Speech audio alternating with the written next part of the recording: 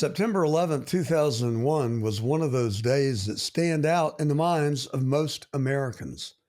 It was the day that we were savagely attacked in the heart of New York City and the Twin Towers that stood as symbolisms of capitalism, and they were savagely attacked.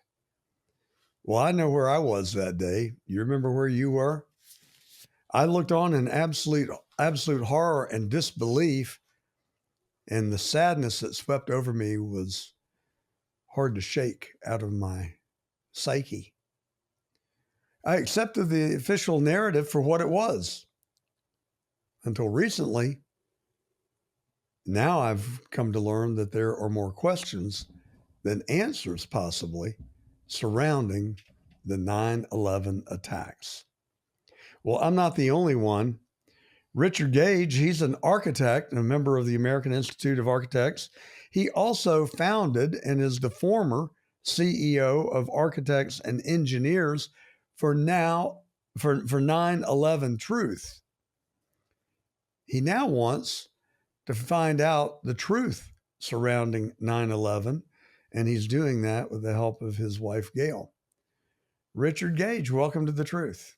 Thank you, John. Awesome to be here with you. Where were you on 9/11, 2001?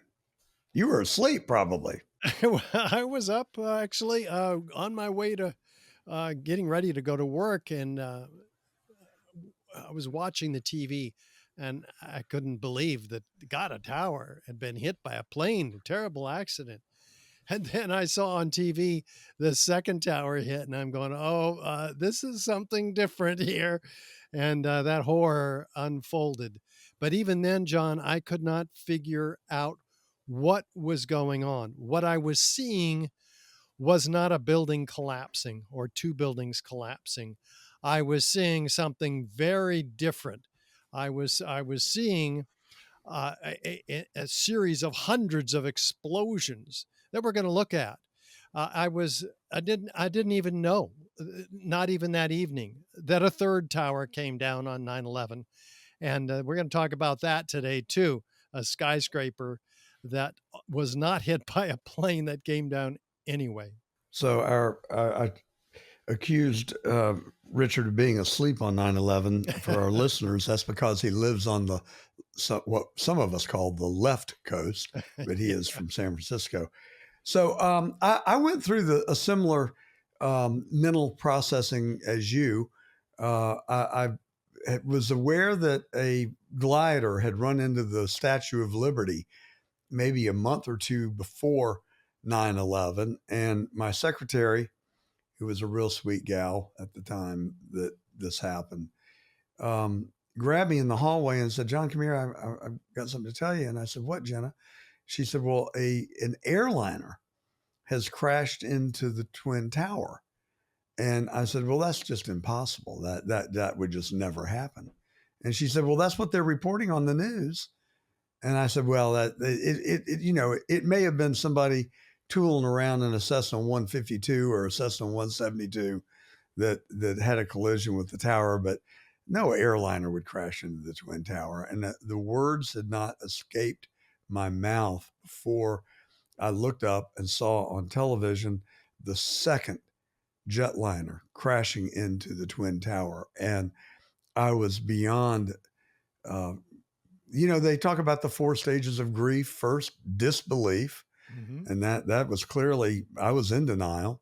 And then secondly, just overwhelming remorse and sadness that this could have happened. But you're saying that you perceived in real time, in the moment, that it wasn't just the airplanes crashing into the buildings that brought them down. I'm telling you that my eyes saw that, but it took me 5 years before I became aware of an alternative theory. And until that time, in 2006, I couldn't cognize what my eyes were seeing. I just put it all away for 5 years. But then I heard David Ray Griffin on the radio. He's now written 14 books on the subject of 9/11. And man, was I turned around. I mean, I'm a flag waving Reagan Republican. I wanted to go into Afghanistan and Iraq and get those bastards that did this to us. But I was angry, huh? Yeah, sure. Ah, And third stage of grief. yeah, I was just really angry. But then my anger turned I just felt my whole world turning upside down after I became aware of the evidence that we're going to talk about today relative to these three skyscrapers and their destruction. They're a very explosive, incendiary destruction. I was, uh, I began to get real angry that I'd been deceived, that the whole world had been deceived by the media, by our own government. The whole world, actually, many countries going to war in the Middle East because of these attacks. We were emotionally manipulated in this false flag operation. Well, let's get to that, but let's explore the evidence a little bit here. You know, I heard rumblings about from different people that I kind of put into the crazy category, not um, consciously, but just subconsciously. I was like, I'm a big JFK uh, assassination buff. I've studied it for 60 years. Our listeners are tired of hearing me talk about it, so I won't go back into it. But I delved into JFK's assassination with all fours, and have read and watched and listened to just about everything I could get my hands on. And part of my reluctance was I just couldn't handle another obsession, Hmm. and I didn't have the bandwidth to consume myself into 9/11. But it wasn't really until in the last 6 months I watched Kurt Weldon, the former U.S. congressman. I think he's from Pennsylvania. Yeah. He was a retired fireman. He went into the Congress and served with distinction for 10 or 12 years. And then he started asking questions about 9/11, and damned if his intelligence community did not run him out of Congress. They found somebody to primary him, and and this is from him, not me. He concluded that they just flat out got him because they didn't like the narrative and the talk track that he was starting to go into. And the thing that really captured, that got my attention, and you alluded to it, was Building 7. And Building 7, I just can't think of any explanation that could explain it now that I've looked into it more carefully than a controlled demolition. But you tell us, Mr. Gage, what your observations were. Let's start with Building 7 and work backwards, if you Yeah, could. because this is what got Kurt Weldon, former congressman, so upset. One of the many things that he was upset about. He knew that this was a controlled demolition. He and Senator Ron Johnson, both of whom will be keynoting the 9/11 Truth Conference called "Turning the Tide: Justice on in on 9/11." Uh, this is happening in Washington, and September 10th through the 11th, and it's live streamed by Clayton Morris on his redacted platform, the entire 3-day conference. So this is pretty exciting. I'm going to be talking about Building 7 in detail there. And if you want to show this building coming down on your screen, everybody can see it themselves. This is a 47-story skyscraper, part of the World Trade Center complex. Yeah, and it just got very little recognition or knowledge. Is that the live stream? Anthony's just putting it up there now, and we're watching it. Okay, so this is easily the tallest building in most of our states, and after witnesses heard explosions, I'm talking a half a dozen witnesses, all Mm-hmm. of which are denied by NIST, the National Institute of Standards and Technology, which Congress had tasked with explaining all three collapses to the American people. They say it came down by fire. Well, look at it. Uh, it comes down smoothly, symmetrically, straight down, all of a sudden, into its own footprint in under 7 seconds at free fall. So, most people with two eyes and a brain are going to watch that and conclude that well, fire. There's no smoke. There are no flames. We saw smoke. We saw flames in 9/11. We saw planes go into the buildings, but we don't see anything here. And what I've understood was that they claimed that this building came toppling down because of shrapnel and debris that hit it from the Twin Towers. Well, that's just intellectually you just can't get there. Well, there was some of the beams that were ejected out of the Twin Towers, which we'll get to in a moment, that did cause some damage to this building. But even NIST says this is not a significant factor in the building's collapse. What was normal office fires? We're told 7 years later, the report came out citing normal office fires brought this building down due to thermal expansion of long span beams on the other corner than that got hit. In other words, the building didn't tip over like you'd expect from the damage on the southeast corner, but nor did it topple over the other way from the damage that NIST says it endured in the northeast corner. So either way, we would expect the building to tip over if it was going to fall due to either set of damage. But no, it dropped straight down uniformly at free fall acceleration. That's as fast as a bowling ball falling out of the sky. The bowling ball had no resistance underneath it. This building had 40,000 tons of structural steel framing in it that was 3 to 5 times stronger than it ever needed to be to support this building.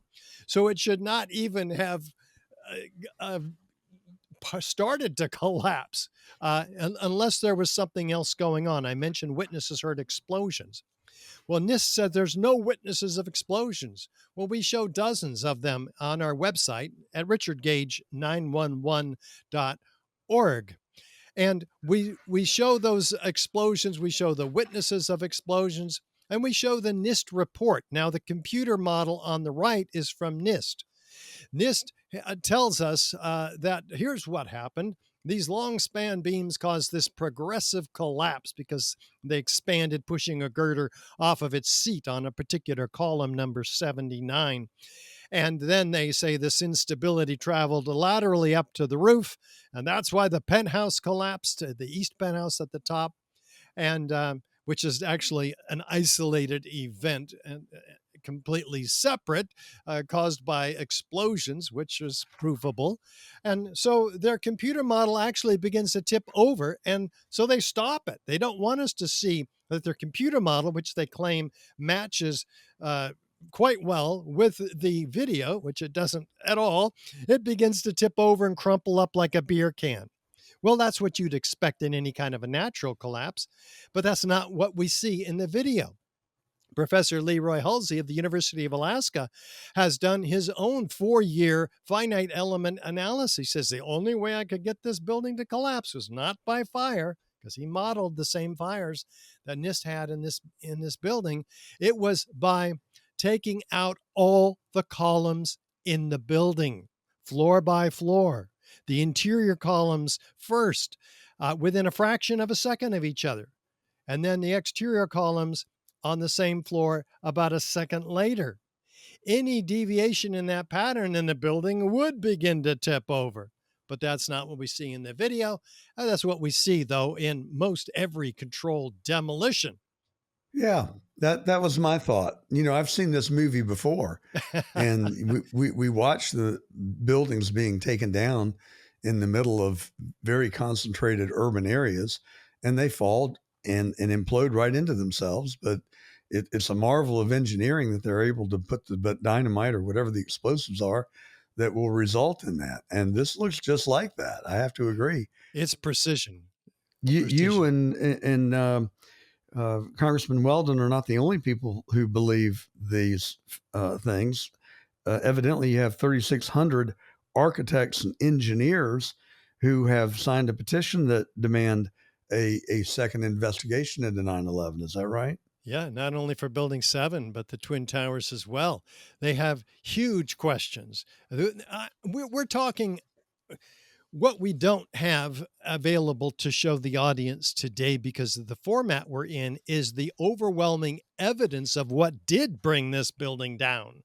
Not only did witnesses hear explosions before the building came down, but we have evidence of extreme heat, pools of molten iron and steel from World Trade Center 7, provided by FEMA in their original study in May of 2002, before NIST took over the investigation and threw out this evidence from their report, which came out later.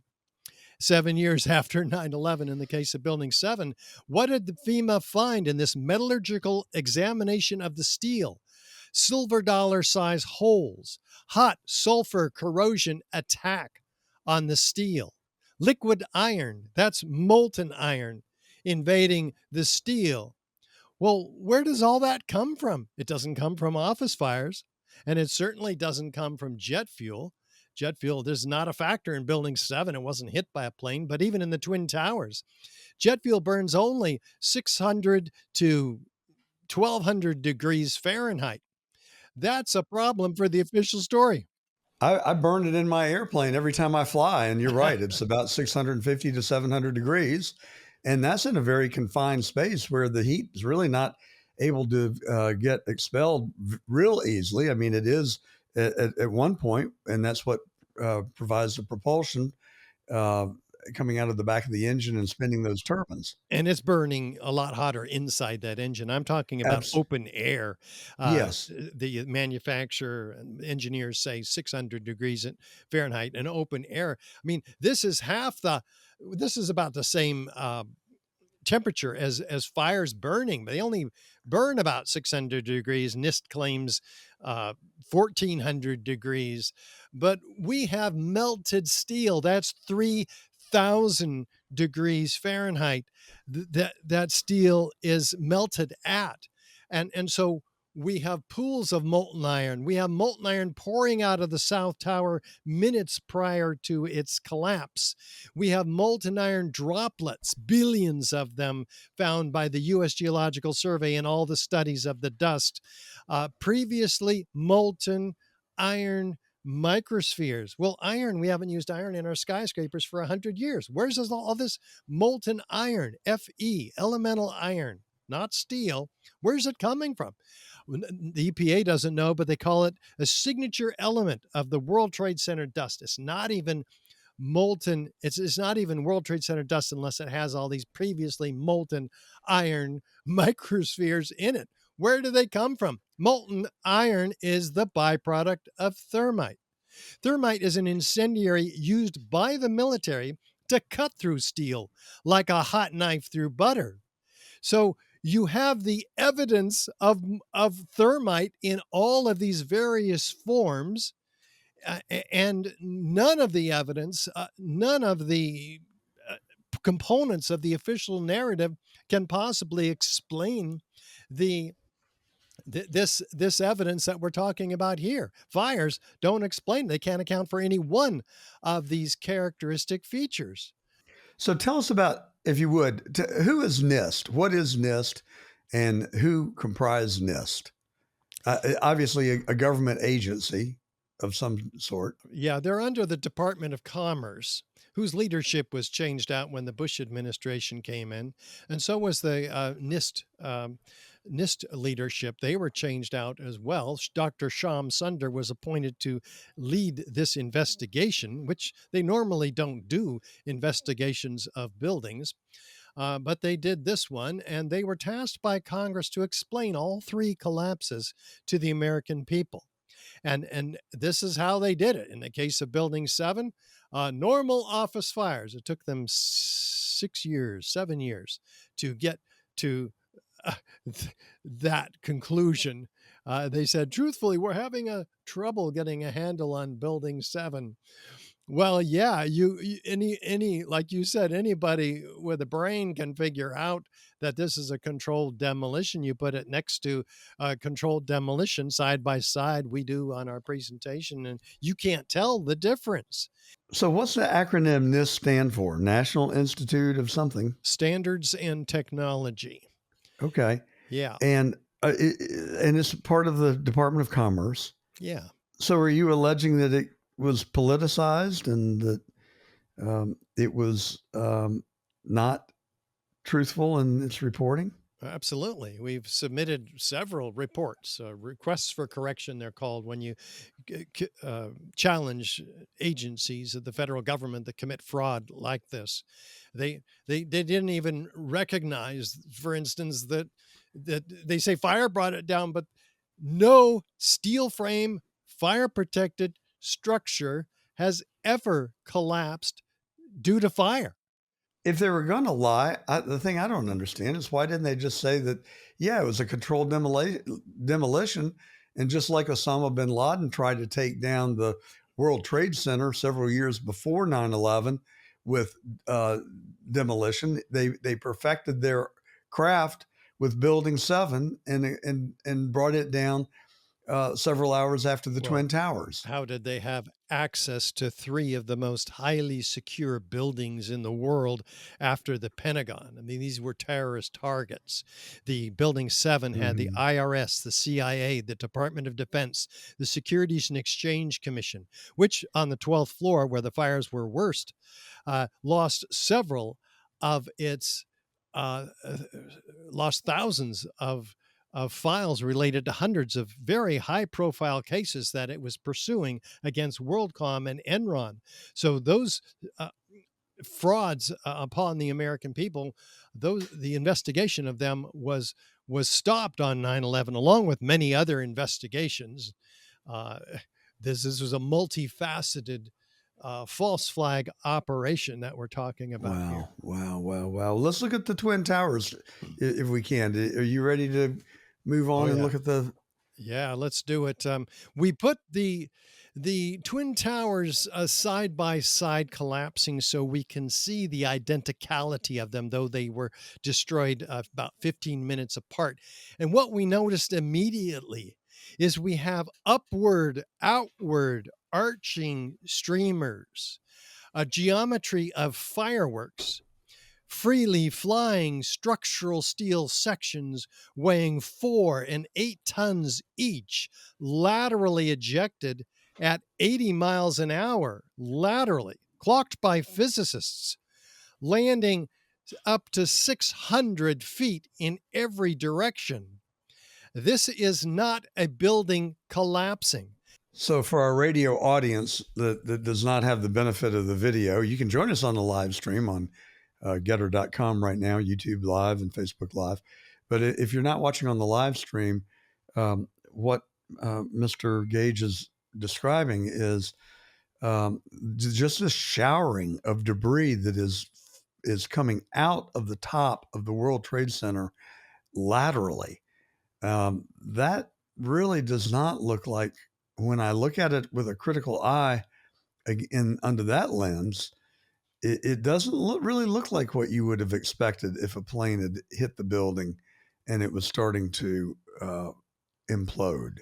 Well, the first couple of seconds, we have downward movement of the upper section, but we're Yes. told that that upper section above the point of plane impacts drove the rest of the building down to the ground and then destroyed itself. Okay. So what's the matter with that hypothesis? Well, we don't see any upper section driving the rest of the building down. It's gone after a couple of seconds. And even while it's going down, we don't see it driving anything down. It's telescoping in on itself. That happens before this particular video.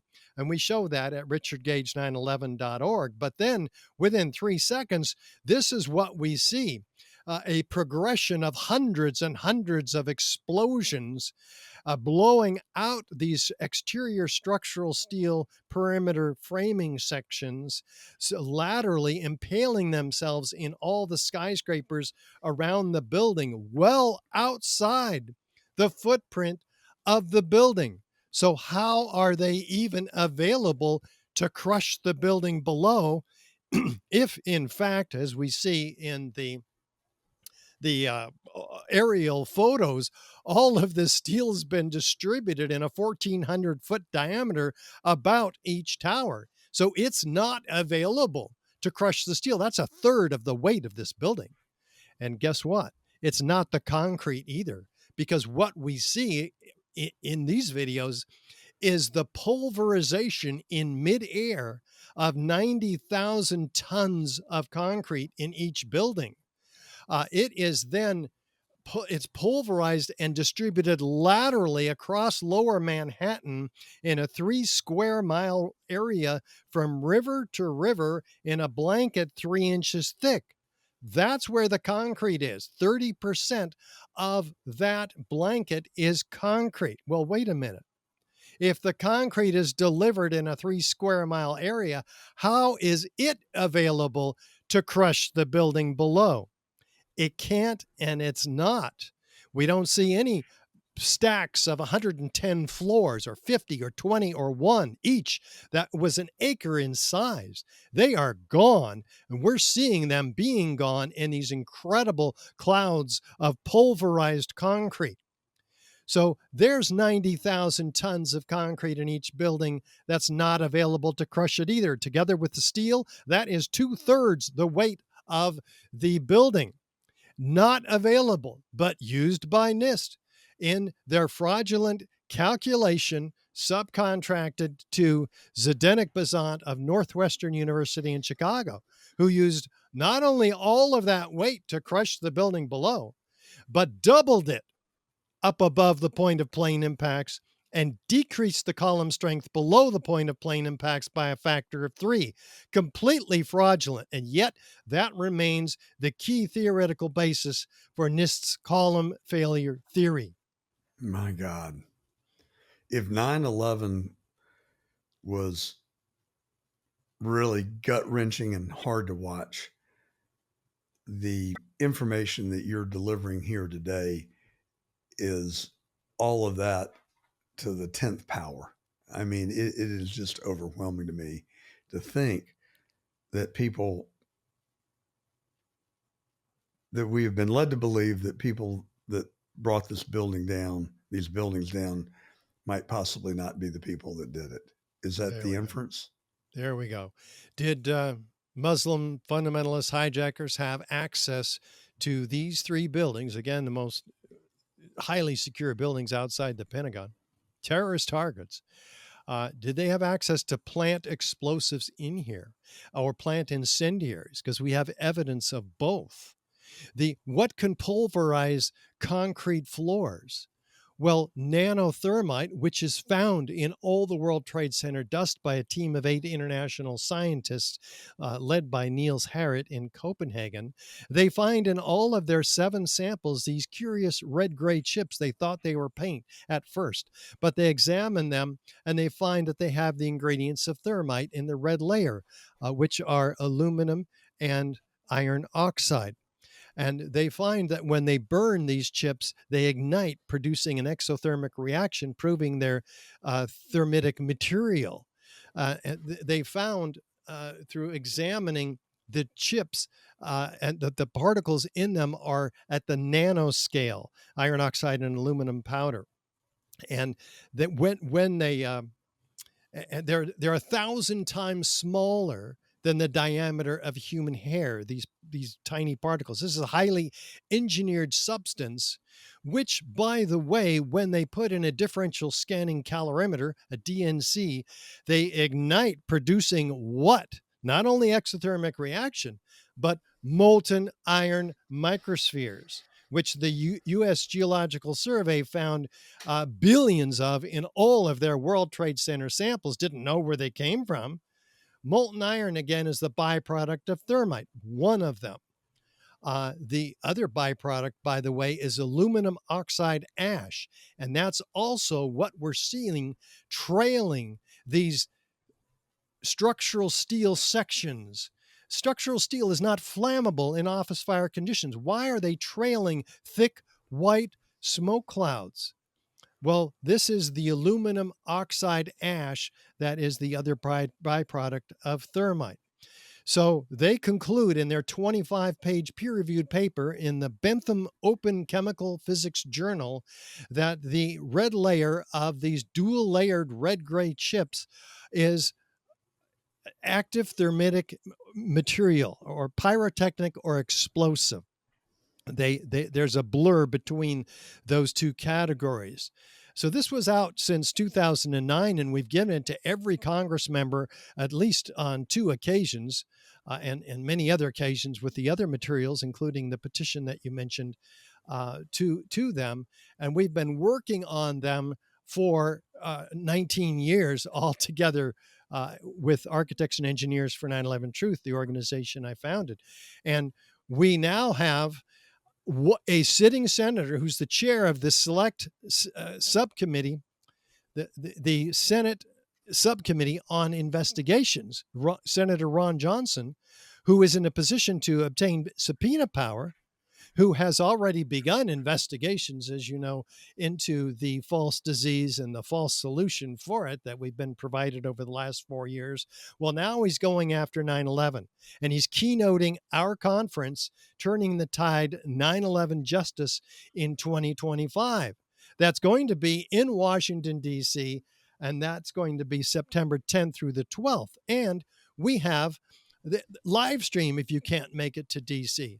So just visit richardgage911.org for more information. You can watch for free this 3 days of conference, keynoted by not only Senator Ron Johnson, but Kurt Weldon, Dennis Kucinich, John Kiriakou, and a host of other engineers, architects, and folks who really care about waking up the American people that we've been scammed in this false flag operation. America attacked itself. How did they think they could get away with it? How did they think they could do this and the truth not eventually come out? Well, look at it. I ask the same question. I mean, look at that. Doesn't even look like a collapse of a building. No, it really doesn't. It looks like an explosion. 20% of the people were skeptical right off the bat. Maybe that's risen to 40%. But when you have the mainstream media not questioning, but censoring the truth, censoring the truth and not questioning the official narrative. No, this is brand new stuff, right? Well, we had they drummed up the march to war in the Middle East. Two countries have been invaded. Now about five, including Syria, Lebanon, Iraq, Afghanistan, and the other countries which have been destabilized. In fact, almost all seven have been attacked, which General Wesley Clark announced 2 weeks after 9/11 publicly on Democracy Now! With Amy Goodman, that this paper that he was shown by a friend, a general that used to work for him, he was a NATO commander, but Donald Rumsfeld had just issued this, and he said, look at this, they're going to take out 7 countries in the next 5 years, not just Afghanistan and Iraq. This was all planned in order to gain access in the Middle East. Why? Well, we have 90% of the world's opium coming from Afghanistan, and the production shot up. The Taliban has shut the opium production down to 185 metric tons when they came into power. After we kicked them out, it shot down. Excuse me, it went up to 2,800 metric tons, and then 3,500 metric tons, and then 6,500 metric tons per year. Guess what happens when we got kicked out of Afghanistan a couple of years ago? The Taliban shut down the opium production back down to less than 200 metric tons. So that all under our watch. Are you inferring that our own government played a role in the production of opium and opioids in Afghanistan? Am I hearing you correctly? Well, if you call the CIA representative of our government, most people who do research into their activities find that they're a rogue international criminal mafia.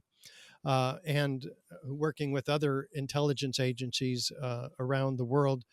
That appears to have been what's going on. Read The Politics of Heroin. Well, why do we permit it? Well, because we don't know. Our people perish for lack of knowledge. And that's what we're doing here together, John. Well, what about our leaders? What about Ron Johnson and um, Senator Kennedy?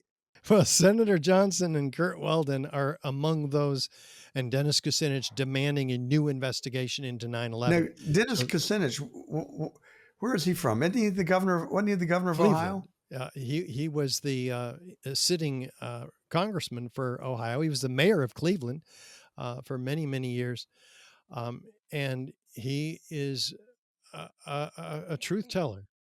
The rhetoric is great, but where's the damn action? Yeah. All we hear is talk, talk, talk. I want action. I want accountability.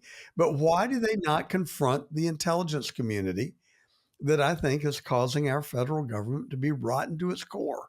The intelligence community owns the media. Uh, That's a fact. we have the statement by its former director that everyone in the media of any significance uh, is under the control of the CIA. The media is Yeah. not our friend. It is, in fact, the enemy of the people because it is not owned by the people. It's owned by the corporations who pay it, including Pfizer. 70% of their budget comes from the big pharma. I don't think we begin to appreciate the influence of the federal government in the media.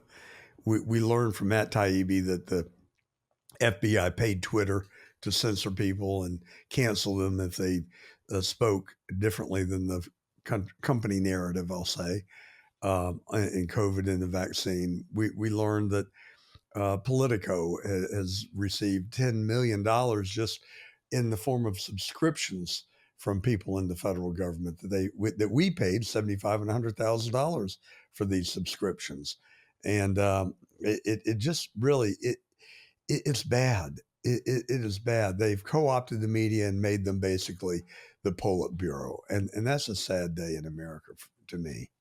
Yeah, so we're becoming the media. There are many more podcasters who are watched than are on the media. Collectively, we're getting the For truth sure. out on a decentralized basis. It's pretty exciting times for this global general wake up. That people like you are doing by interviewing people who are talking about the evidence of 9/11 truth. I mean, we've been talking about forensic scientific evidence today, and there's a whole lot more. We've got 2 hours of this information, all of which is equally mind blowing, including the evidence for foreknowledge of Building 7's collapse. We know it's a controlled demolition, but we know that if it's a controlled demolition, people are talking about it in advance. We're told by people that caught on CNN We saying the building's going to blow up, flame and debris coming down. We have several witnesses that said, oh, that'll be coming down about 5 o'clock. We have the announcement of the collapse of this building 20 minutes before it God, happened by Jane Stanley on the BBC. They apologized for this grievous error, announcing the collapse of a building which is still standing right behind her, uh, citing the confusing events of the day. is it true that the owner of the World Trade Center bought a significant amount of insurance in Insurance that the was weeks never leading there up to before. 9/11? In Are fact, you privy? the ownership of the World Trade Center changed hands. The Twin Towers and the other six buildings, he already owned Building 7 and had developed it, Larry Silverstein. So they essentially offered it to them. 6 weeks before 9/11, it changed from public hands to private hands. Yes, he put in massive terrorist insurance. And there was a $5 billion liability because the New York City was forcing the Port Authority to abate the asbestos in the building according to federal law. And so that was a $5 billion uh, liability that Larry Silverstein was taking on. Did he know that his free asbestos abatement was coming in just 6 weeks? Hmm. Also, in the aftermath of 9/11, they really, I mean, miraculously cleaned it up in what I consider to be record time. Is my memory correct that they sent all the debris to China? Yes, before forensic investigators could get their hands on it and do a proper investigation. This debris was sent starting just 2 weeks after 9/11 on trucks that were lined up down the street to be taken to the landfill and then sent to China for recycling. This is the illegal destruction of evidence in a crime scene. My gosh. I also remember that if people went down to the World Trade Center site and some people picked up pieces of steel or articles of the building, and they were really prosecuted aggressively. The story was that was hugely disrespectful to the over 3,000 people who died there that day. But now, in hindsight, you wonder if it wasn't for other reasons that they wanted to contain this evidence and did not want to allow it to get out. Yeah, well, that's clear. The evidence of the steel had molten iron on the ends of the beams. The evaporation of the metal decking, 110 floors of it, the steel lightweight steel joists which supported that, and the concrete floors poured up above, all essentially evaporated. Jonathan Barnett says the steel ends of the steel beams were partly evaporated in extraordinarily high temperatures. He's the FEMA author, a fire protection engineer. It takes 4,000 degrees to Hmm. evaporate steel. What does thermite burn at? 4,500 degrees. So, yes, it can account for all of that. What's going to pulverize 90,000 tons of concrete? Well, we learned from the American Society of Testing Materials report 856 that concrete can pulverize to its powder, decomposed hydration products at just 1,500 degrees Fahrenheit. That's half the temperatures that were available with nanothermite, which could have been sprayed on the bottom of the concrete floors because this is liquid applied, dual layered red gray chips they found. Well, that could have been applied under false pretenses, such as the fireproofing upgrade that Kevin Ryan had found was going on in the months and years before 9/11. Fireproofing upgrades. Could it have been nanothermite that was applied there? So we need a real investigation with subpoena power to get to the bottom of these issues. Where do you think Donald Trump is on this? Do you think he's privy to this He information, and you think he's looked at it? he is now. Kurt Weldon inspired us to write a 9-page uh, presidential commission on 9/11. He's calling upon President Trump, and he's given this to him and all of his aides to enact a real investigation from the presidential level. He's not satisfied that Congress is going to not be corrupted. So we have done that, and this 9-page document is available on our website. Also, has all the evidence there. Richard Gage 911.org. Better yet, 911legacy.org. And that website is easier to find that particular document at, and what you can do with it, i.e., take it to your congressman, to the media. It is a powerful document signed not only by members in the 9/11 Truth Movement, Kurt Weldon, but firefighters, many of them, and also the deputy director of the Emergency Operations Center in Building 7 on the 23rd floor, the bunker that was designed to handle an emergency like this, but that building was abandoned.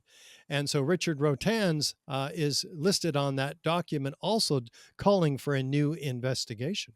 And you're saying that what building was abandoned? Building 7 was evacuated after the planes hit the towers, both Yes. planes, but well before it came down. Yes. And interestingly, in that in between time, Barry Jennings and Mayor Giuliani's attorney, Michael Hess, were trying to get to a meeting that they were late to on the 23rd floor, not realizing the entire building had been evacuated. They were told to get out of there. There's bombs in that building. So they're trying to get out, and they're being blown up inside the building at about the 6th floor, and they couldn't get down any further. They were trapped in the building by these explosions. And this was before Either tower came down. My gosh.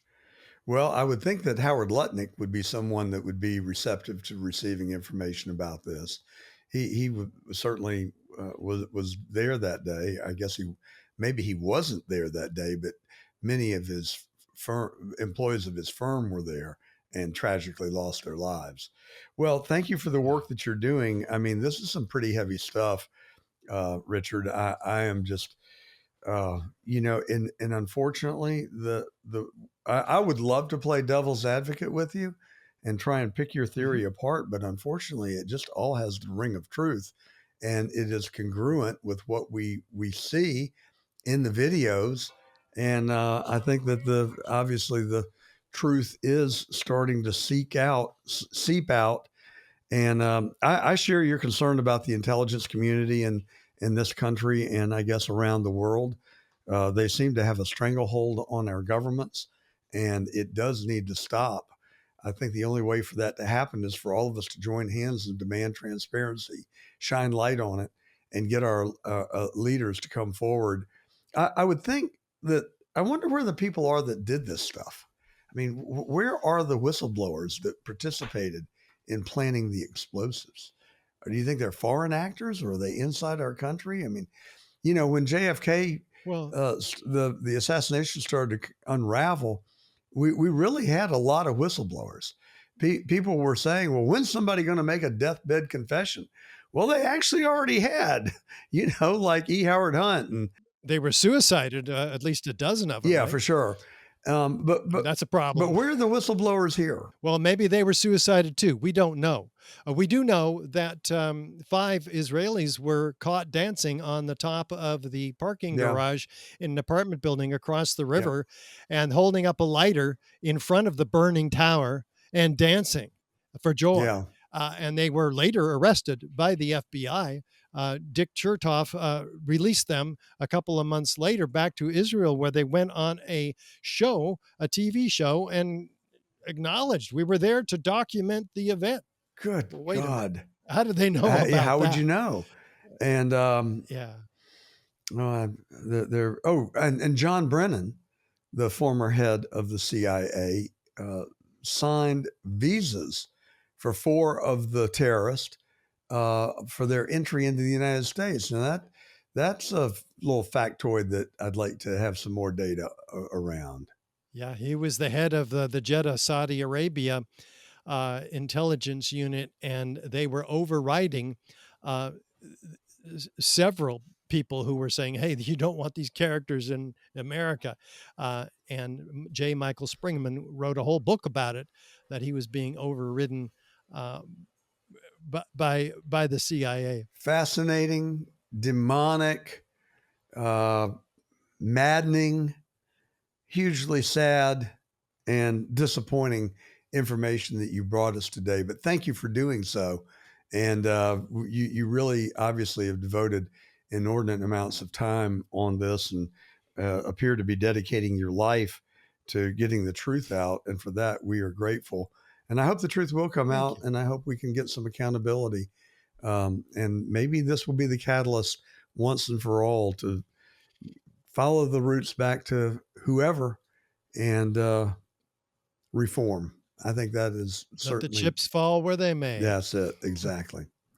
Richard Gage, he is an architect and the leader of the effort to get the truth out on 9/11. You can find him at richardgage911.org. Richard Gage, Gage 911.org. Thank you, Richard Gage, for coming on today. We'll look forward to watching your summit in Washington later, soon, in like 2 weeks in September. Yep. And if you can't come, again, watch it on Redacted with Clayton Morris. It'll be live the entire 3 days. Wonderful. Have a great rest of your weekend. And again, thank you for coming on. Thanks, John.